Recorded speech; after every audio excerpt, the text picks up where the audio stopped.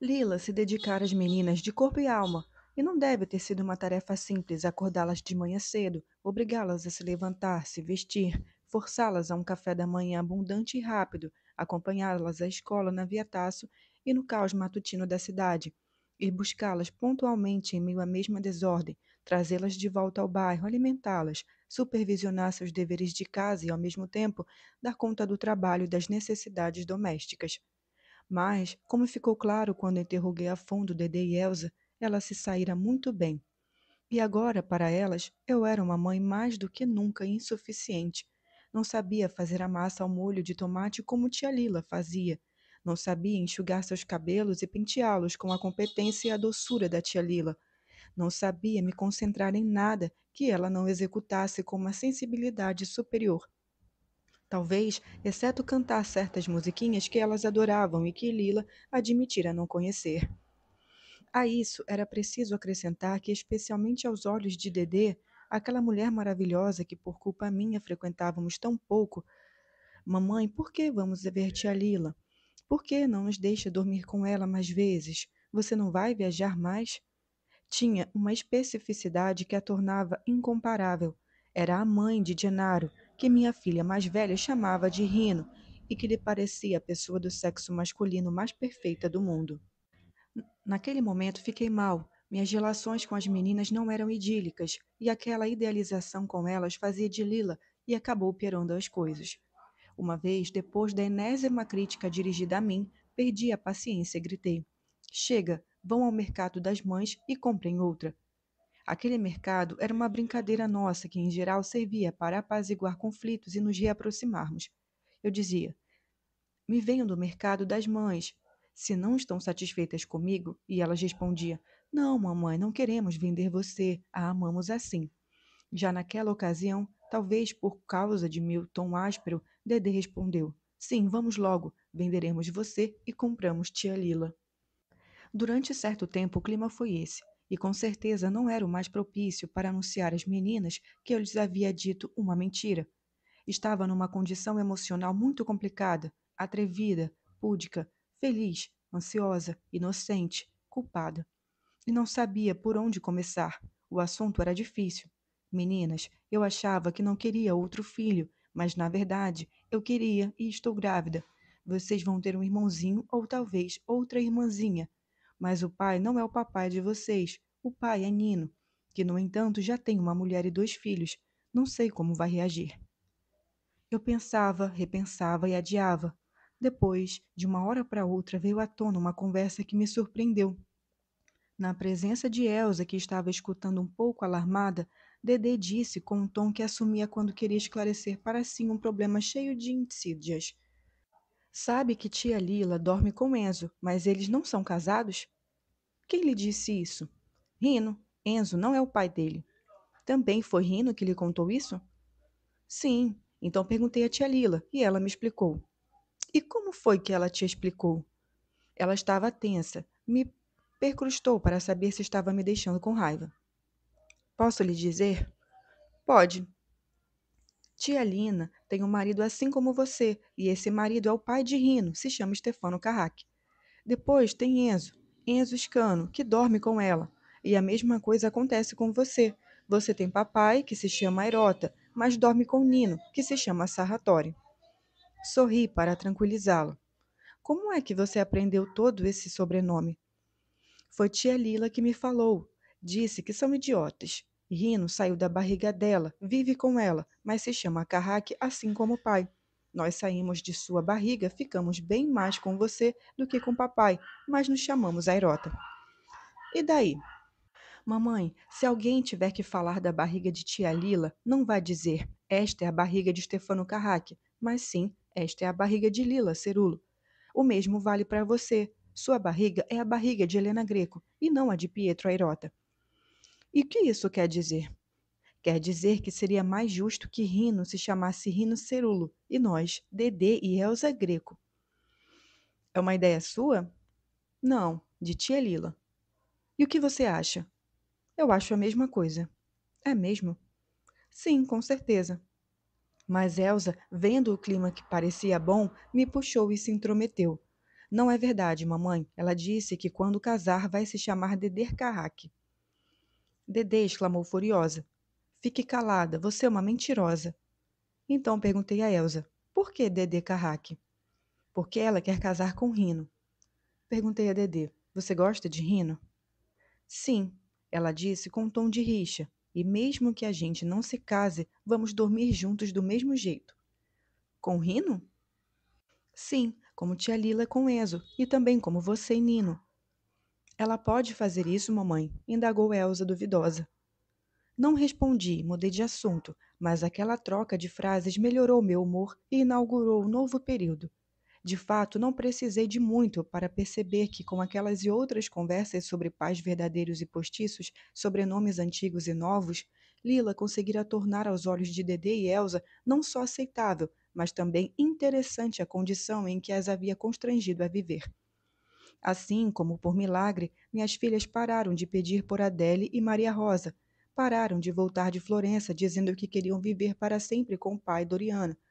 Pararam de criar caso com Mirella, a babá, como se fosse a pior inimiga delas. Pararam de rejeitar Nápoles, a escola, os professores, os colegas e, sobretudo, o fato concreto de que Nino dormia em minha cama. Enfim, pareciam mais serenas. E verifiquei aquelas mudanças com alívio. Por mais que fosse irritante o fato de Lila também ter entrado na vida de minhas filhas, ligando-as a si, eu jamais poderia acusá-la de não lhes ter dado o maior afeto, a maior assistência, de ter contribuído para atenuar suas ansiedades. Era essa, na verdade, a Lila de quem eu gostava. Ela sabia despontar inesperadamente de dentro de sua própria maldade e me surpreender. De repente, todos os insultos desbotaram. É pérfida, sempre foi, mas também é muito mais que isso. É preciso suportá-la. E reconheci que estava me ajudando a fazer menos mal às minhas filhas. Numa manhã, ao acordar pela primeira vez depois de muito tempo, pensei nela sem hostilidade.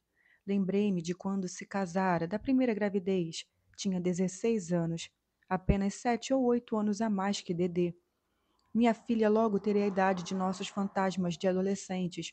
Achei inconcebível que, num lapso de tempo relativamente exíguo, minha filha pudesse vestir, como ocorreu com Lila, um vestido de noiva, acabar brutalizada na cama de um homem, fechar-se no papel de senhora Carraque. Achei inconcebível que pudesse acontecer com ela como ocorreu comigo, deitar-se sob o corpo pesado de um homem maduro, de noite, nos Maronte, suja de areia escura e de suores, só por revanche.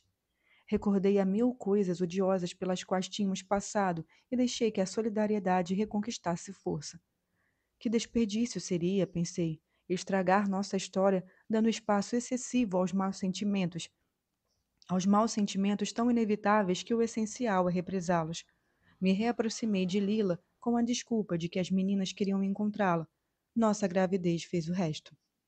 Mas fomos duas grávidas bem diferentes. Meu corpo reagiu com forte adesão, o dela com relutância.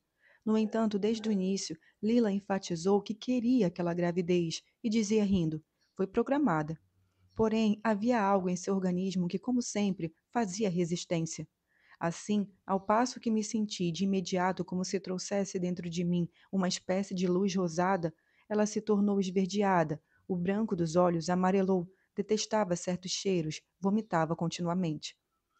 O que eu posso de fazer? Dizia. Estou contente, mas essa coisa na barriga não está, ao contrário, tem birra de mim. Enzo negava e dizia que nada, ele é o mais contente de todos, e segundo Lila, que zombava dele, isso queria dizer: fui eu quem o colocou lá dentro, confia em mim, vi que ele é bom, e você não precisa se preocupar. Às vezes em que estive com Enzo, senti por ele mais simpatia que nunca, mais admiração. É como se a sua antiga altivez se acrescentasse outra, manifestada por uma vontade exponencial de trabalhar e, ao mesmo tempo, por uma vigilância em casa, no escritório, na rua, toda concentrada em defender sua companheira de perigos físicos e metafísicos e antecipar seus desejos.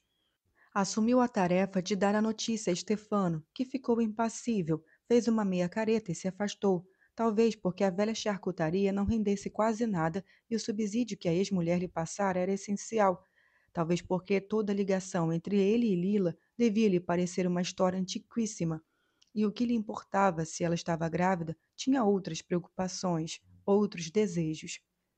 Mas Enzo assumiu sobretudo a missão de comunicar o fato a Gennaro.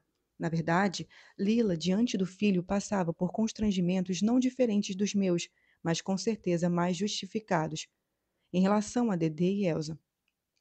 Gennaro não era mais uma criança e não era possível adotar tons e palavras infantis com ele. Tratava-se de um rapaz em plena crise de adolescência, que ainda não conseguia achar um equilíbrio. Reprovado 2 vezes seguidas no ginásio, tornara-se hipersensível, incapaz de conter as lágrimas, não conseguia escapar à humilhação. Passava os dias vagando pelas ruas ou dentro da charcutaria do pai, sentado num canto, torturando as espinhas no rosto largo e estudando Stefano em cada gesto ou trejeito, sem dizer uma palavra. Ele vai ficar péssimo. Lila se preocupava, mas também temia que ele soubesse por outros, por Stefano, por exemplo. Assim, numa noite, Enzo o chamou de lado e lhe falou da gravidez. Gennaro não esboçou reação. Enzo enxortou.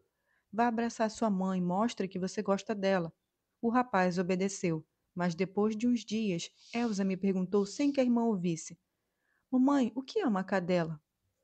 A mulher do cachorro. Tem certeza? Tenho. Rino disse a Dedê que tia Lila é uma cadela. Enfim, problemas. Não comentei isso com Lila, me pareceu inútil. De resto, eu também tinha minhas dificuldades. Não conseguia dizer a Pietro, não conseguia dizer às meninas, sobretudo não conseguia dizer a Nino. Tinha certeza de que Pietro, apesar de agora ter Doriana, quando soubesse que eu estava grávida, se tornaria hostil de novo, recorreria aos pais, induziria a Adélia a me infernizar a vida de todas as maneiras. Tinha certeza de que Dedê e Elsa se voltariam de novo modo contra mim. Mas meu verdadeiro problema era Nino. Esperava que o nascimento do bebê o ligasse definitivamente a mim. Esperava que Eleonora, uma vez sabendo daquela nova paternidade, o abandonasse definitivamente. Mas era uma esperança frágil, quase sempre o medo prevalecia. Nino me dissera com clareza, preferia aquela vida dupla, mesmo com os incômodos de todo tipo, ansiedades, tensões, ao trauma de um rompimento definitivo com a esposa. Consequentemente, eu temia que ele me pedisse para abortar. Assim, a cada dia estive a ponto de lhe anunciar meu estado, e todo dia pensava comigo: não, melhor amanhã. No entanto, tudo começou a se agitar. Uma noite telefonei a Pietro e lhe disse: estou grávida. Houve um longo silêncio. Ele pigarreou, murmurou que já esperava por isso, e perguntou: você já disse às meninas? Não. Quer que eu diga? Não. Seja cuidadosa, por favor. Tudo bem. Simples assim. A partir daquele momento, ele ligou mais vezes, tinha um tom sempre afetuoso, se preocupava sobre como as crianças reagiram, se oferecia sempre para contar a novidade a elas, mas a tarefa não coube a nenhum de nós dois. Foi Lila que também se recusara a falar com o filho, quem confessou Dedê e Elsa de que seria lindo cuidar do devido tempo, do engraçado bonequinho vivo que eu vinha feito com Nino. E não foi com o pai delas. Elas gostaram da ideia, e como tia Lila o chamava de bonequinho, elas começaram a chamá-lo do mesmo modo. Manifestavam interesse por minha barriga e perguntavam todas as manhãs, assim que acordavam: Mamãe, como está o bonequinho? Entre o anúncio a Pietro e a revelação às meninas, finalmente falei com Nino. Foi assim. Numa tarde em que estava especialmente ansiosa, fui encontrar Lila para desabafar e perguntei: E se ele quiser que eu aborte? Bom, ela disse, nesse caso tudo fica mais claro. Claro o quê? Que em primeiro lugar estão a esposa e os filhos. Depois vêm vocês. Direta e brutal. Lila me escondia muitas coisas, mas não sua repulsa por aquela minha união. Mas não levei a mal, ao contrário, percebia que ela me fazia bem ao falar de modo tão explícito. No fim das contas, me disseram o que eu não tinha coragem de dizer a mim mesma, ou seja, que a reação de Nino seria a prova da consistência de nossa relação. Balbuciei frases do tipo: é possível, vamos ver. Quando logo em seguida Carmen chegou com os filhos e Lila concluiu na conversa, a tarde se tornou parecida com aquelas da adolescência. Fizemos confidências umas às outras, armamos complôs, planos. Carmen ficou com raiva, disse que se Nino resistisse, ela estava pronta a lhe dizer poucas e boas pessoalmente. E acrescentou: não entendo como é possível, Helena, que uma mulher do seu nível se deixe espizinhar desse jeito. Tentei me justificar e justificar meu companheiro. Falei que os sogros o tinham ajudado e continuavam ajudando, que tudo o que Nino e eu nos portínhamos e pertínhamos só era possível porque ele, graças à família da esposa, ganhava muito bem. Com o que recebo dos livros e de Pietro, admiti, eu e as meninas penaríamos para chegar ao fim do mês com dignidade. E acrescentei, mas não alimentem ideias erradas. Nino é muito afetuoso, vem dormir comigo pelo menos 4 vezes por semana. Sempre evitou que eu passasse qualquer tipo de humilhação. Quando pode, cuida de Dedê e Elsa como se fossem suas filhas. Porém, assim que parei de falar, Lila quase me ordenou. Então fale ainda esta noite. Obedeci. Voltei para casa e, quando ele apareceu, jantamos, pus as meninas na cama e finalmente anunciei que estava grávida. Foi um instante interminável. Depois ele me abraçou, me beijou, estava muito feliz. Murmurei aliviada. Já sei há bastante tempo, mas tinha medo de que você se irritasse. Ele me censurou, disse algo que me deixou espantada. Precisamos levar Dedê e Elsa até meus pais e dar a eles essa bela notícia. Minha mãe vai ficar contente. Queria legitimar assim a nossa união, queria tornar oficial sua nova paternidade. Fiz uma expressão morna de concordância e então falei. Mas você vai dizer a Eleonora? Não é assunto dela. Vocês ainda são casados. É mera formalidade. Nosso menino precisa ter seu sobrenome. E farei isso. Ficarei agitada. Não, Nindo, você não vai fazer isso. Vai fazer de conta que não é nada, como fez até hoje. Você não está bem comigo? Estou ótima. Eu deixo de lhe dar atenção? Não, mas eu deixei meu marido, eu vim morar em Nápoles, eu mudei minha vida completamente. Já você ainda mantém a sua, que continua intacta. Minha vida é você, suas filhas, esse menino que está para nascer. O resto é cenário inevitável. Inevitável para quem? Para você? Para mim, certamente não é. Me abraçou forte e sussurrou. Confie em mim. No dia seguinte, liguei para Lilo e disse: Está tudo bem. Nino ficou muito contente. As semanas seguintes foram complicadas. Pensei várias vezes que, se meu organismo não tivesse reagido com tanta naturalidade à gravidez, se eu me visse naquele estado de permanente sofrimento físico de Lilo, não teria suportado. Depois de uma resistência, minha editora finalmente publicou a coletânea de ensaios de Nino, e eu, continuando a imitar Adélia, apesar de nossa péssima relação, assumi a tarefa de ficar atrás tanto das poucas pessoas de algum prestígio que eu conhecia, pedindo que escrevessem sobre o livro dos jornais, quanto das muitas, muitíssimas que ele conhecia, mas às quais, por soberba, se recusava a telefonar. Justamente naquele período também foi lançado o livro de Pietro, e ele mesmo trouxe um exemplar para mim quando veio a Nápoles ver as filhas. Esperou ansioso que eu lesse a dedicatória, embaraçosa, a Helena, que me ensinou a amar com dor. Ambos nos emocionamos. Ele me convidou a uma festa em sua homenagem em Florença. Tive de ir, pelo menos para levar as meninas. Mas naquela ocasião fui forçada a enfrentar não só a hostilidade aberta de meus sogros, mas também, antes e depois, os nervosismos de Nino, ciumento de qualquer contato com Pietro, irritado com a dedicatória, furioso porque eu dissera que o livro de meu ex-marido era excelente e que dentro e fora do mundo acadêmico se falava dele com grande respeito, descontente porque sua coletânea estava passando totalmente despercebida. Como nossa relação me consumia, e quantas ciladas se insinuavam em cada gesto, em cada frase que eu pronunciava, que ele pronunciava. Não podia nem ouvir o nome de Pietro, ficava soturno quando mencionava Franco, tinha ciúme se eu ria com algum amigo dele, mas achava muito normal se dividir entre mim e a esposa. Em 2 ocasiões topei com ele na via Flandriário com Eleonora e os 2 filhos. Na primeira vez, fingiram que não me viram e seguiram adiante.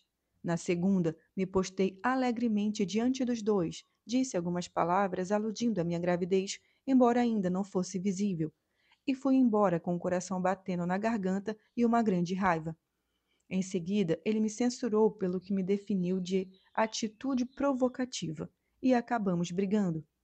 Não disse a ela que não é o pai, disse apenas que estava grávida. O expulsei de casa, o acolhi de volta. Naqueles momentos me vi de repente como eu era de fato, submissa, disposta a fazer sempre o que ele queria, atenta a não me exceder para não deixar em dificuldade, para não o desagradar. Desperdiçava meu tempo cozinhando para ele, lavando a roupa suja que ele deixava pela casa, dando ouvidos a seus problemas na universidade e aos muitos encargos que ia acumulando graças ao clima de simpatia que o circundava e aos pequenos poderes do sogro. O recebia sempre com alegria, queria que se sentisse melhor comigo do que com outra casa. Queria que descansasse, que se abrisse comigo. Sentia ternura por ele estar continuamente angustiado com a responsabilidade. Chegava até a me perguntar se por acaso Eleonora não o amava mais que eu, já que aceitava qualquer afronta contando que o sentisse ainda seu. Mas às vezes eu não suportava e gritava com ele, com risco de as meninas ouvirem. O que eu sou para você? Me explique por que eu estou nesta cidade, por que eu espero todas as noites, por que tolero essa situação.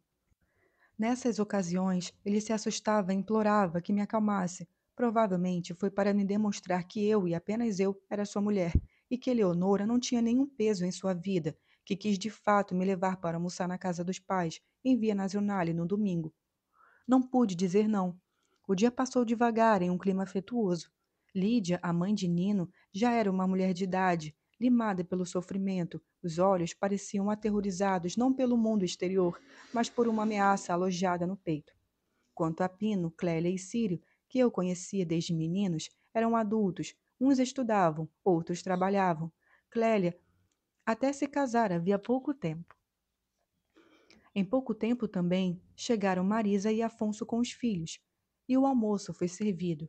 Foi uma sucessão de pratos. Seguimos assim das 2 da tarde às 6 da noite, numa amistosa alegria forçada, mas também de afeto sincero. Sobretudo Lídia me tratou como se eu fosse sua verdadeira nora. Quis que eu ficasse ao seu lado, fez grandes elogios às minhas filhas e mostrou alegria pelo filho que eu trazia no ventre. Naturalmente, a única fonte de tensão foi Donato. Revê-lo depois de 20 anos me causou grande impressão.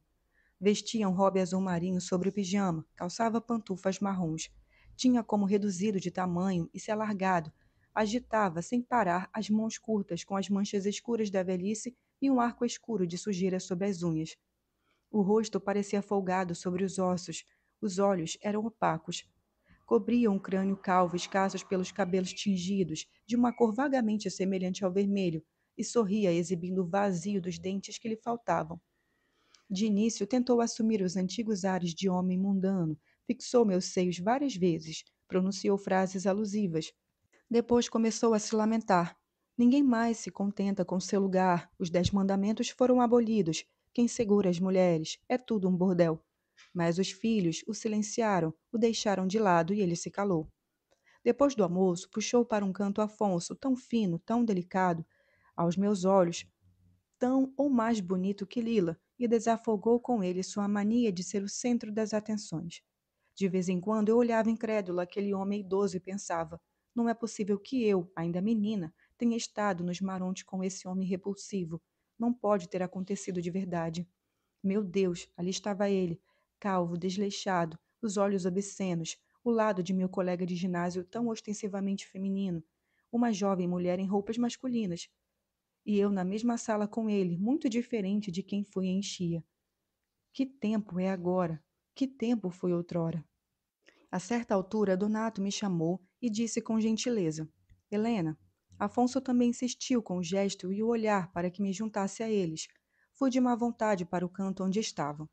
Donato desandou a me elogiar com um tom muito exaltado, como se falasse a um auditório imenso.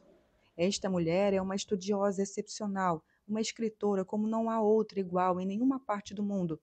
Tenho muito orgulho de a ter conhecido mocinha em Enchia, quando veio veranear com a gente. Era uma menina, descobriu a literatura aproximando-se de meus pobres versos.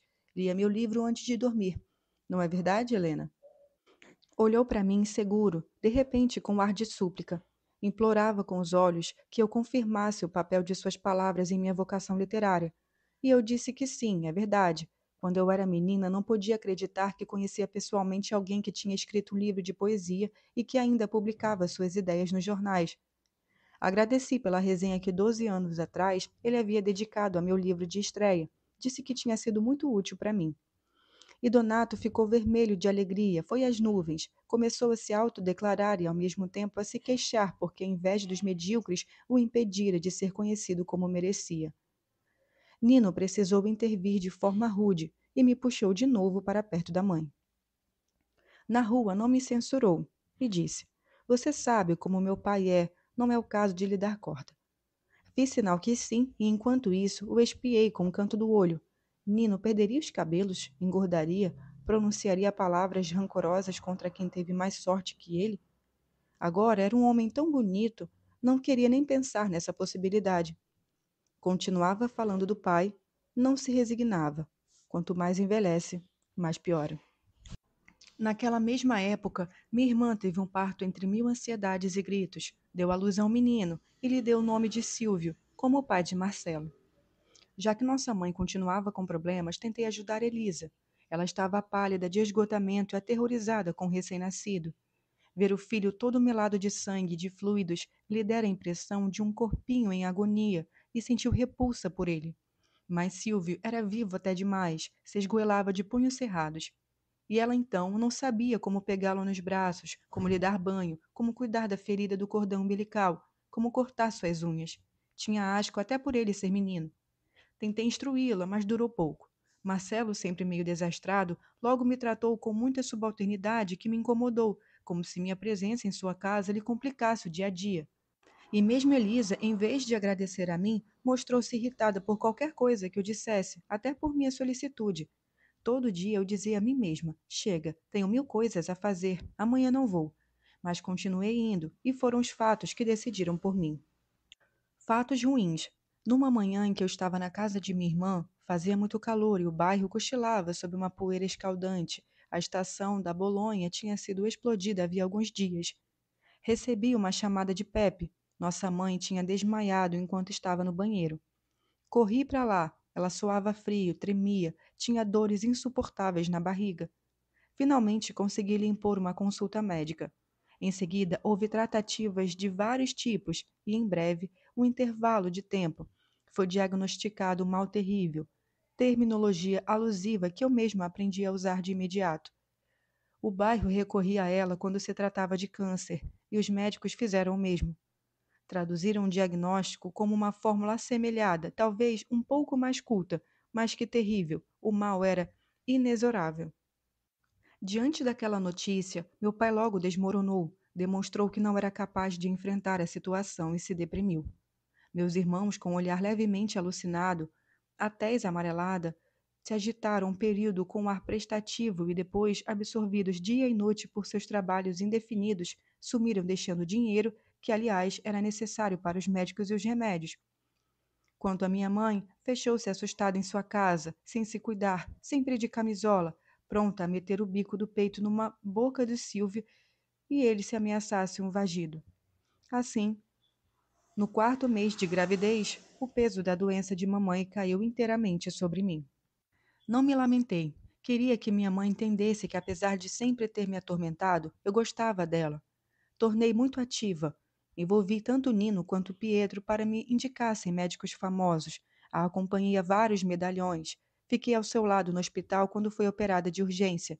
Quando lhe deram alta, depois de levá-la para casa, a assisti em tudo. Fazia um calor insuportável, eu estava numa apreensão constante. Enquanto a barriga começava a despontar alegremente, enquanto crescia ali dentro um coração diferente do que eu tinha no peito, constatei a cada dia dolorosamente o definhar de minha mãe. Fiquei emocionada ao notar que ela se agarrava a mim para não se perder, assim como eu, pequena, agarrava sua mão. Quanto mais ela se tornava frágil e amedrontada, mais eu tinha orgulho de mantê-la em vida. De início, foi intratável como sempre. Qualquer coisa que eu dissesse, ela sempre se opunha em tons grosseiros. Não havia nada que ela não fosse capaz de fazer sem mim. O médico queria consultá-la sozinha. O hospital queria ir para lá sozinha. O tratamento queria cuidar disso sozinha. Você não me serve para nada, resmungava. Vá embora, você só me irrita. No entanto, se chateava se eu atrasasse apenas um minuto. Me insultava se eu não estivesse pronta a lhe buscar imediatamente o que pedia e, além disso, se arrastava com seu passo manco para me demonstrar que estava pior e que ela adormecida. ela ainda muito mais energética que eu. Criticava ferozmente minhas boas maneiras com doutores e enfermeiros e sibilava: se você não cospe na cara deles, esses bostas não estão nem aí para você. Correm apenas para quem lhes mete medo. Mas nesse meio tempo, algo dentro dela estava mudando. Com frequência se assustava ao notar a própria agitação. Caminhava como se temesse que o assoalho pudesse abrir sob seus pés. Uma vez em que a surpreendi ao espelho, olhava-se frequentemente com uma curiosidade que nunca tivera. Me declarou constrangida: você se lembra de quando eu era jovem? Então, como se houvesse algum nexo, me obrigou a jurar, retomando seu velho tom violento, que eu nunca a internaria no hospital, que não permitiria que ela morresse sozinha numa enfermaria. E seus olhos se encheram de lágrimas. O que mais me preocupou foi aquela comoção fácil, coisas que jamais tinham acontecido. Comovia-se quando eu mencionava Dedê, quando lhe vinha o temor de que meu pai ficasse sem minhas limpas, quando falava de Elisa às voltas com o bebê, quando olhava minha barriga discreta, quando se lembrava dos campos que antigamente se estendiam em volta dos prédios do bairro. Enfim, a doença lhe trouxe uma fragilidade que até então nunca tivera, e essa fragilidade atenuou sua neuronestina, a transmudou num sofrimento caprichoso que cada vez mais lhe deixava os olhos brilhantes. Numa tarde, desandou a chorar simplesmente porque se lembrava da professora Oliviero, e, no entanto, sempre a detestara. Você lembra, disse, como ela insistiu para você fazer o exame de admissão na escola média? E as lágrimas rolaram sem controle. Mãe, lhe disse, se acalme, por que chorar? Fiquei impressionada de vê-la tão desesperada por nada. Não estava habituada a isso. Até ela balançou a cabeça incrédula, rindo e chorando, e ria para me mostrar que não sabia por que chorava. Foi sua fragilidade que lentamente abriu caminho para uma intimidade que nunca tivéramos. De início, se envergonhava por estar mal. Se em suas recaídas estivessem presentes meu pai, meus irmãos ou Elisa com Silvio, ela se escondia no banheiro e, quando eles a procuravam com discrição, ela não abria, respondendo inevitavelmente: estou ótima. O que vocês querem? Por que não me deixam em paz, pelo menos na privada? Já diante de mim, de uma hora para outra, decidiu se abandonar e exibir seu sofrimento sem nenhum pudor. Começou numa manhã na casa dela, quando me contou por que era manca. Falou de espontânea vontade, sem preâmbulos. O anjo da morte, disse com orgulho, me tocou desde a infância com o mesmo mal de agora, mas eu ferrei ele, mesmo sendo uma menina. E você vai ver que vou ferrá-lo de novo, porque eu sei como sofrer. Aprendi aos 10 anos, desde então nunca mais parei. E se você sabe como sofrer, o anjo respeita e depois de um tempo vai embora. Enquanto falava, levantou o vestido e me mostrou a perna machucada, como se fosse a relíquia de uma antiga batalha. Apapou-a e me espiou com uma risadinha fixa nos lábios e nos olhou aterrorizado. A partir daquele momento, o tempo em que ficava calada e rancorosa diminuiu cada vez mais, e ela passou a me fazer confidências sem nenhuma ambição. Às vezes dizia coisas embaraçosas. Revelou-me que nunca estivera com nenhum outro homem além de meu pai. Revelou-me com rude obscenidade que meu pai era afobado. Ela não se lembrava de algum dia realmente gostar de deitar com ele. Revelou-me que sempre gostou dele e que ainda gostava, mas como a um irmão. Revelou-me que a única coisa bonita de sua vida foi o momento em que saí de sua barriga. Eu, sua primeira filha. Revelou-me que o pior pecado que havia cometido, um pecado que a mandaria direto para o inferno, era que nunca se sentira ligada aos outros filhos, que os considerara um castigo, e ainda os considerava assim. Revelou-me, por fim, direta e sem rodeios, que nunca uma única filha de verdade era eu. Quando me revelou isso, lembro que estávamos no hospital para uma consulta. O desgosto foi tamanho que ela chorou mais que de costume. E falou: só me preocupei com você sempre. Os outros, para mim, eram como enteados. Por isso mereço a decepção que você me deu. Que punhalada, Helena, que punhalada você não devia abandonar Pietro. Não devia se meter com o filho de Sarratore. Aquele é pior que o pai, um homem honesto, casado, pai de 2 filhos. Não vai roubar a mulher dos outros. Defendi Nino, tentei tranquilizá-la, disse que agora havia o divórcio, que ambos nos divorciaríamos e depois casaríamos. Ficou escutando sem me interromper. Tinha exaurido quase de toda a força com que antigamente se insurgia e queria ter sempre razão, agora se limitava a balançar a cabeça. Estava pele e osso, pálida, Se me contestava, o fazia com voz lenta do desconforto. Quando? Onde? Terei de ver você se tornar pior do que eu? Não, mãe, não se preocupe, eu vou seguir em frente. Não acredito mais nisso, Helena. Você parou. Vai ver que a deixarei contente. Todos nós seremos seu orgulho. Eu e meus irmãos. Eu abandonei seus irmãos e me envergonho por isso. Não é verdade. Não falta nada, Elisa. E Pepe e Diane estão trabalhando, recebendo salário. O que mais você quer? Quero ajeitar as coisas. Dei os 3 a Marcelo e errei. Assim, em surdina, estava inconsolável. Esboçou um quadro que me surpreendeu. Marcelo é mais delinquente que Michele, disse. Arrastou meus filhos para a luta. Parece o melhor dos dois, mas não é verdade. Ele transformara Elisa, que agora se sentia mais solara que grego, e tomava partido dele em tudo. Durante todo o tempo me falou sussurrando, como se não estivéssemos esperando nossa vez. Havia horas na sala imunda e lotada de um dos hospitais mais conhecidos da cidade, mas em algum lugar onde Marcelo estivesse a poucos passos. Tentei minimizar as coisas para acalmá-la. A doença e a velhice a faziam exagerar. Você se preocupa demais, eu disse. E ela respondeu: Me preocupo porque eu sei, e você não. Se não acredita em mim, pergunte a Lila. Foi então, seguindo o fluxo de palavras que iam narrando como o bairro tinha mudado para pior, que começou a falar de Lila com uma adesão ainda mais explícita que das outras vezes. Lila era uma pessoa capaz de pôr as coisas em ordem no bairro. Lila era capaz de usar as boas maneiras e ainda mais as piores. Lila sabia tudo, até as ações mais infames, mas nunca condenava os outros. Sabia que qualquer um pode errar. Ela, mais que todo mundo, e por isso ajudava. Lila lhe parecia uma espécie de santa guerreira que expandia um brilho vingador pelo estradão, pelos jardins, entre os prédios velhos e novos. Fiquei ouvindo e tive a impressão de que ela só me contava isso agora porque, aos meus olhos, eu restabelecera boas relações com a minha autoridade do bairro. Definiu minha amizade com Lila como uma amizade útil que eu deveria cultivar para sempre, e logo soube por quê. Me faça um favor, pediu. Fale com ela e com Enzo. Veja se conseguem tirar seus irmãos da rua. Veja se podem pegá-lo para trabalhar com eles. Sorri para ela. Arrumei uma mecha no cabelo grisalho atrás da orelha. Dizia que não tinha cuidado dos outros filhos e, no entanto, encurvada, com as mãos trêmulas, as unhas brancas cerradas em torno de meu braço, se preocupava sobretudo com eles. Queria tirá-los do Solara e entregá-los a Lila. Era seu modo de remediar um erro de cálculo na guerra entre a vontade de fazer mal e de fazer bem, na qual desde sempre fora treinada. Lila, pude constatar, lhe parecia a encarnação da vontade de fazer o bem. Mamãe, respondi, faço tudo o que você quiser, mas ainda que Lila contratasse Pepe e Johnny, o que acho muito difícil, ali é preciso estudar.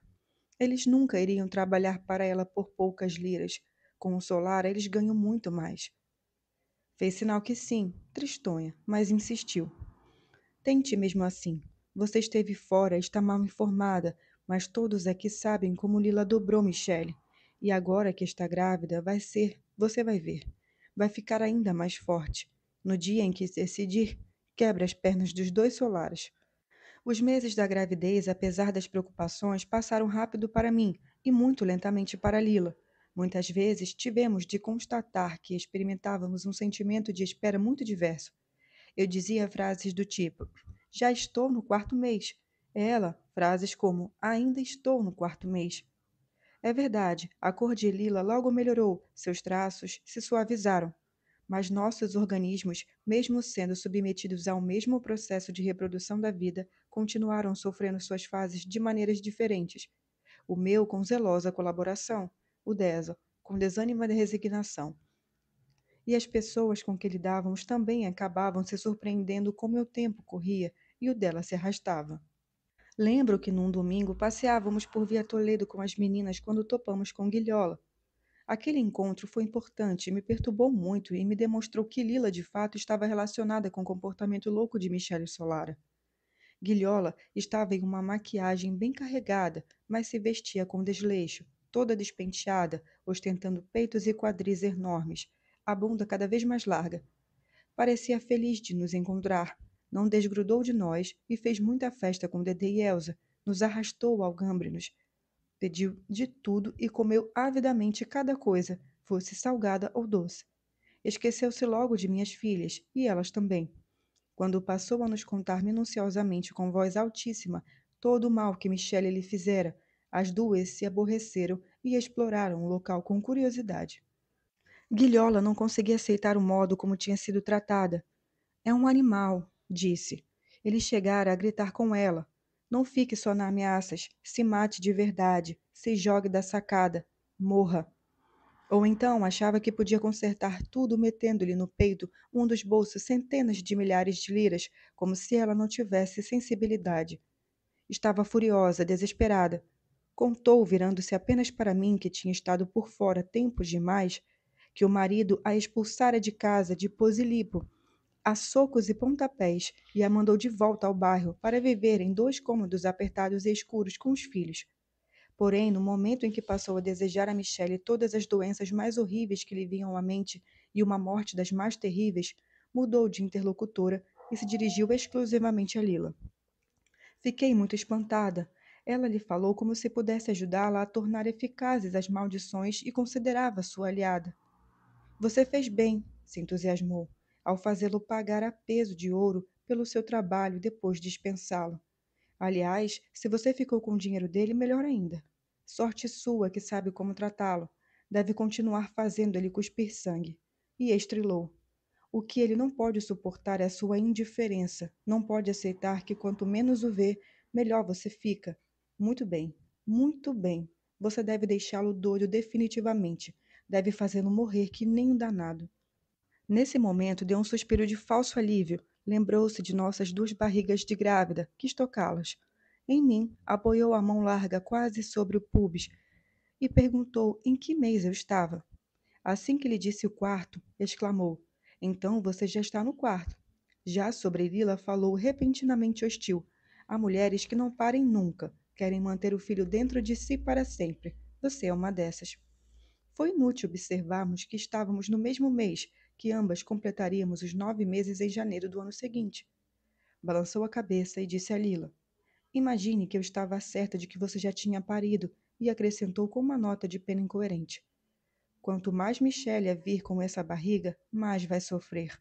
Por isso, faça-a durar bastante. Você sabe como é. Coloque-a bem na frente das fuças dele. Faça-o explodir. Então anunciou que tinha coisas urgentíssimas a fazer, mas enquanto isso repetiu 2 ou 3 vezes que precisávamos nos ver com mais frequência. Não fez nenhum sinal de despedida às meninas, que agora brincavam do lado de fora, e se afastou depois de dizer aos risos frases obscenas ao garçom. É uma boba, disse Lila. O que é que minha barriga tem a ver de errado? Nada. E eu? Nada. Não se preocupe. Era verdade. Lila não tinha nada, nada de novo. Continuava a mesma criatura inquieta, com uma força de atração irresistível, a força que a tornara especial. Cada experiência dela, no bem e no mal, continuava nos parecendo mais densa que as nossas, e era por esse motivo que seu tempo parecia mais lento. Passei a encontrá-la com frequência cada vez maior, sobretudo porque a doença de minha mãe me reconduziu ao bairro, mas com um novo equilíbrio. Talvez por causa de minha aparição pública, talvez pelos problemas particulares que eu tinha. Agora me sentia mais madura que Lila e estava sempre mais convencida de que poderia readmiti-la em minha vida, reconhecendo seu fascínio sem sofrer por isso.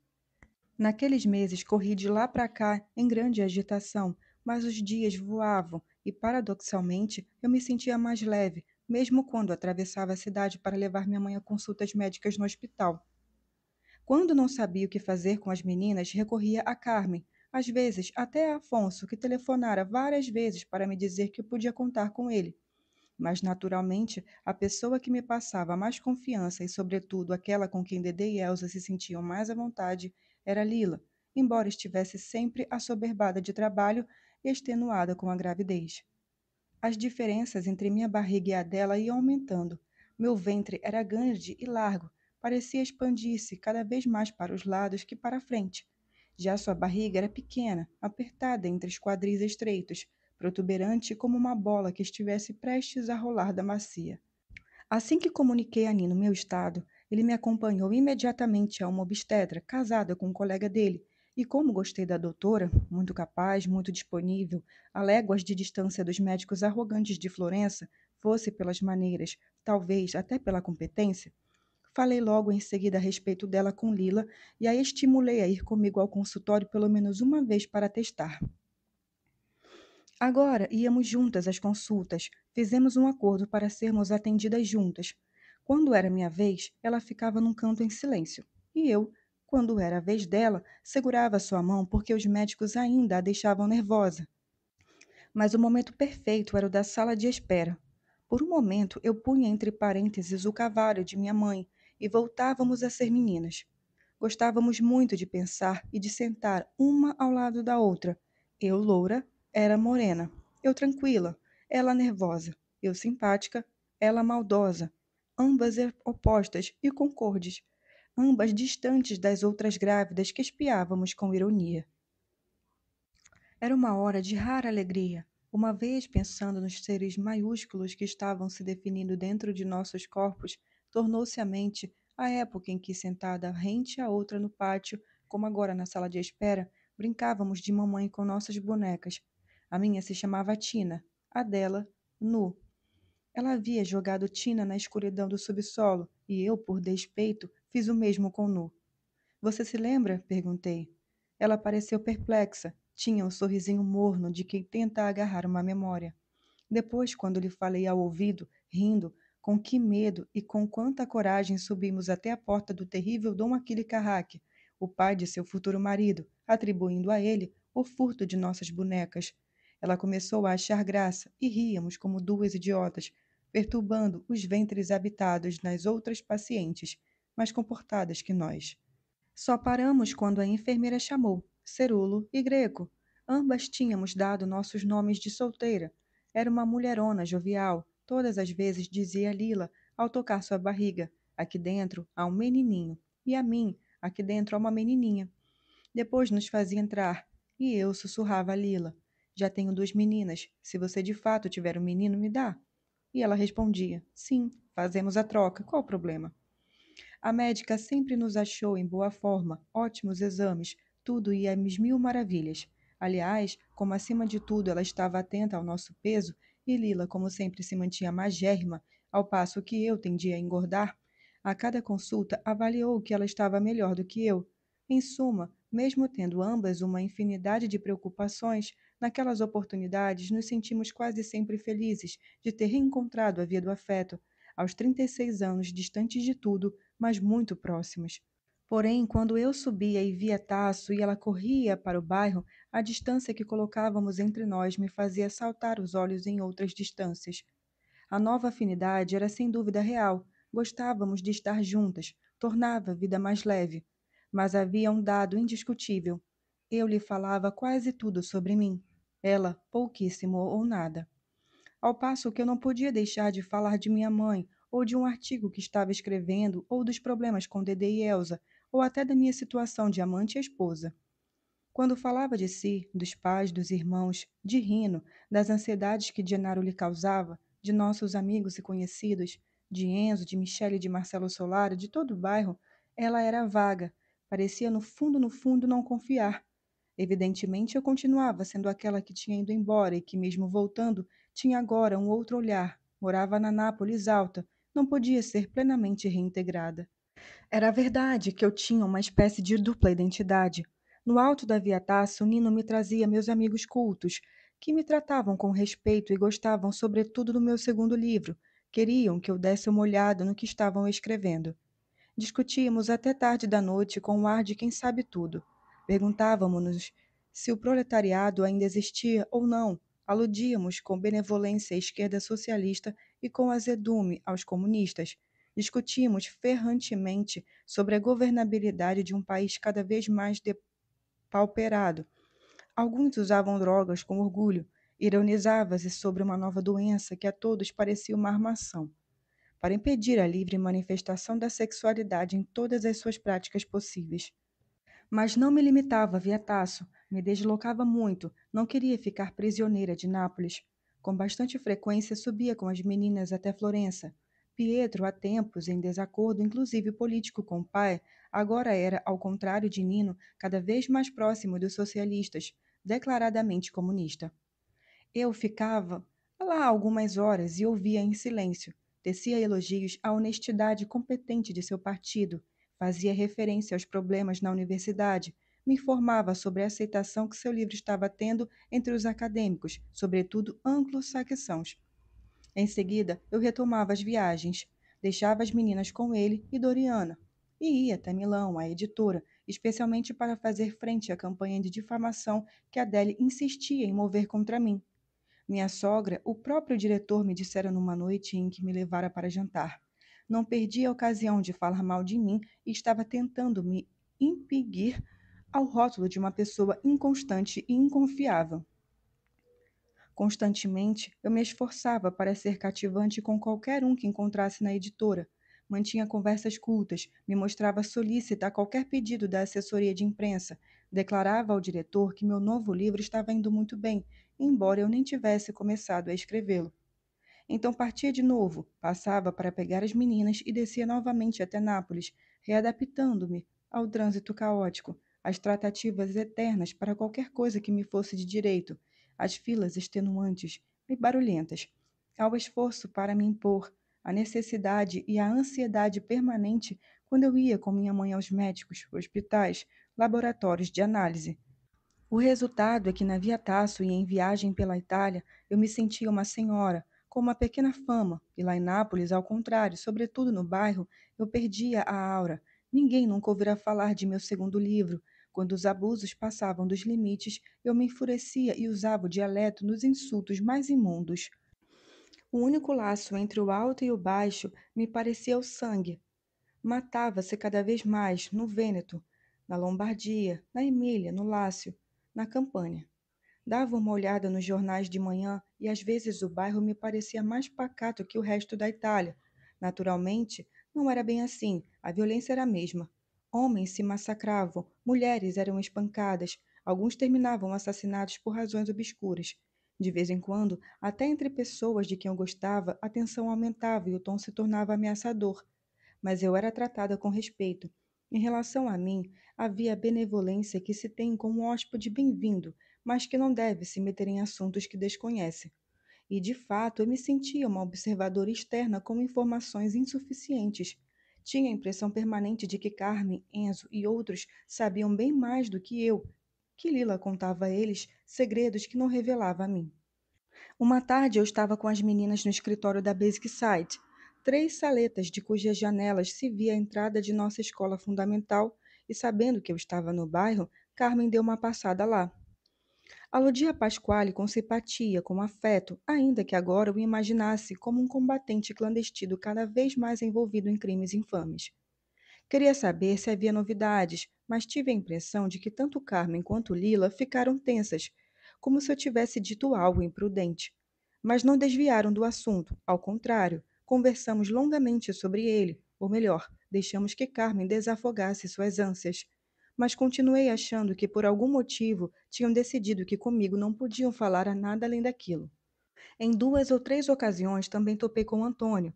Na primeira vez ele estava com Lila, na outra, acho, com Lila, Carmen e Enzo. Fiquei surpresa como a amizade entre eles se fortalecera e achei curioso que ele, em Campana com Solara, se comportasse como se tivesse mudado de patrão, parecia ao serviço de Lila e de Enzo. É verdade, nos conhecíamos desde criança, mas senti que não se tratava de velhos laços.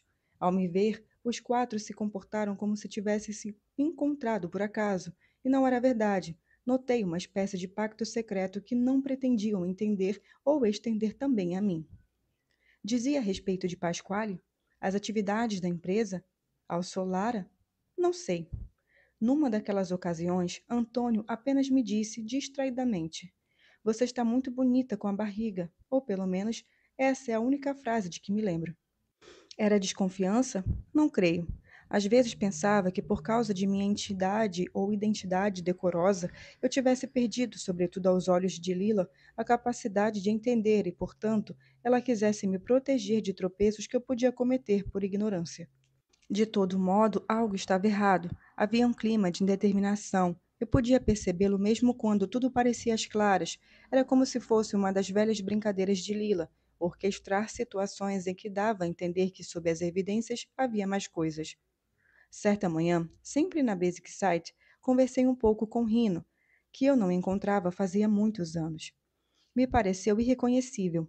Tinha emagrecido, os olhos atônitos, me acolheu com um afeto excessivo. Chegou a me apalpar como se eu fosse na borracharia ou de borracha. Falou a esmo de computadores, dos grandes negócios que ele administrava. Depois, de repente, mudou. Foi tomado por uma espécie de ataque de asma. Começou a imprecar, em surdina, contra a irmã, sem motivo aparente. E disse a ele: Calma, eu quis buscar um copo d'água, mas ele me deixou diante da porta fechada de Lila e sumiu como se temesse que o censurasse. Bati, entrei. Perguntei, cheia de dedos, se o irmão dela estava mal. Ela fez uma expressão de fastio e disse: Você sabe como ele é. Fiz que sim, pensei em Elisa, murmurei que nem sempre tudo é linear com os irmãos. Então me voltaram à mente Pepe e Guiane. Falei que minha mãe estava preocupada com eles, desejava tirá-los de Marcelo Solara e tinha me pedido que lhe perguntasse se havia meios de arranjar um emprego para eles. Mas aquelas frases, tirá-los de Marcelo Solara, arranjar um emprego para eles, a fizeram apertar os olhos, e ela me olhou como se tivesse ou quisesse entender até que ponto eu conhecia o sentido das palavras que tinha pronunciado. Como deve ter se convencido de que eu não conhecia o sentido a fundo, disse ríspida. Não posso tê-los aqui comigo, Helena, já basta rindo, sem falar dos riscos que Genaro está correndo. Eu, no momento, não soube o que responder. Genaro, meus irmãos, o dela, Marcelo Solara. Tornei a insistir, mas ela se retraiu e mudou de assunto. Aqueles rodeios e esquivas também voltaram a acontecer a propósito de Afonso. Ele agora trabalhava para Lila e Enzo, mas não como Rino, que vadiava ali sem fazer nada.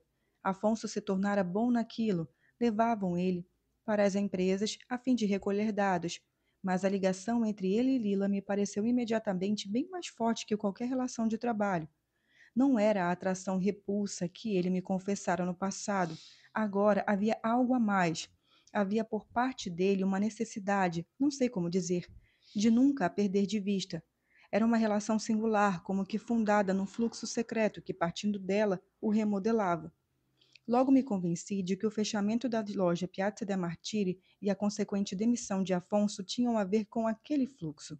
Porém, se eu tentava fazer perguntas, o que aconteceu com Michele, como é que você conseguiu se livrar dele, por que Afonso foi demitido, Lila dava uma risadinha e falava: O que posso lhe dizer? Michele não sabe mais o que quer. Fecha, abre, faz, desfaz e depois implica com os outros. A risadinha não era de escárnio, contentando ou satisfação. A risadinha lhe servia para vetar que eu insistisse. Uma tarde fomos à Via de Emília fazer umas compras, e como aquela área tinha sido por anos o reino de Afonso, ele se ofereceu para nos acompanhar. Tinha um amigo com a loja perfeita para nós. E a essa altura já se sabia da sua homossexualidade. Afonso continuava formalmente vivendo com Marisa, mas Carmen me confirmava que seus filhos eram de Michele e também me sussurrara. Marisa agora é amante de Stefano. Sim, de Stefano, o irmão de Afonso, ex-marido de Lila, que era a nossa e a nova fofoca que corria pelo bairro. Mas acrescentara com explícita simpatia. Afonso não está nem aí. Ele e a mulher levam vidas separadas e seguem adiante. Assim, não me surpreendi que o amigo lojista fosse, como o próprio Afonso o apresentou rindo, uma bicha. No entanto, me espantei com o jogo a que Lila o introduziu. Estávamos provando roupas desde instante. Saímos do provador, nos olhávamos no espelho, e Afonso e seu amigo nos admiraram, nos aconselhavam, desaconselhavam, numa atmosfera agradável. Depois, sem nenhum motivo, Lila começou a se agitar, a testa franzida. Não gostava de si, tocava a barriga pontuda, dizia a Afonso frases como: O que você está dizendo? Não me aconselhe coisas erradas. Você vestiria uma cor assim? Percebi naquilo que ocorria à minha volta a oscilação habitual entre o que era visível e o que era oculto. A certa altura, Lila pegou um belo vestido escuro e, como se o espelho da loja estivesse quebrado, disse a seu ex-cunhado: Me deixe ver como fica em mim. Falou aquelas palavras incongruentes, como se fosse um pedido usual, tanto que Afonso não se fez de rogado, pegou o vestido e se fechou ao provador por um tempo interminável. Continuei provando roupas para mim. Lila me olhava distraída. O dono da loja me elogiava a cada peça que eu vestia. Enquanto isso, esperava perplexa que Afonso reaparecesse. Quando ele veio, fiquei de queixo caído. Meu olho e meu velho colega de escola, de cabelos soltos, o vestido elegante, era a cópia fiel de Lila. Sua tendência a se parecer com ela, que eu notara havia tempo, se definira bruscamente, e talvez naquele momento fosse ainda mais bonito. Mais bonita que ela, um macho fêmea, daqueles que eu tinha abordado em meu livro. Pronto, pronta, a tomar a via que leva à Madonna Negra de Monte Vergine. Perguntei a Lila um tanto ansiosa: Você gosta assim? E o dono da loja aplaudiu entusiasta, dizendo cúmplice: Eu sei quem adoraria. Você está linda. Alusões, fatos que eu não sabia, e eles sim. Lila deu um sorriso pérfido e murmurou: Quero lhe dar o presente. Apenas isso. Afonso aceitou em seguida com alegria, mas não houve outras frases, como se Lila tivesse ordenado a ele e ao amigo sem uma palavra, que bastava. Eu já tinha visto e ouvido o suficiente.